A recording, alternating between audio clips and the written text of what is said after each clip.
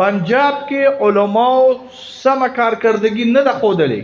ابکه معنا ما پنجاب کې او سند کې علماو سم کارکردگی نه ده ښودلې سند او پنجاب دا د علماو د پاره په الحال د مشکلاتو ځای دی دا الحمدلله ستاسو لري کې پی کې مولیان دي دا الحمدلله ستاسو لري پښتنو مولیان دي او زه به دویم چې خیر دی پنجاب هم پکې ځان سره شامل کو دا زمونږ د هندستان او د پاکستان او د افغانستان مولاري چې ګیره د تو نخره الحمدلله یو مولا به نه ویني چې هغه ګیره خره یو قاری به نه ویني چې هغه ګیره خره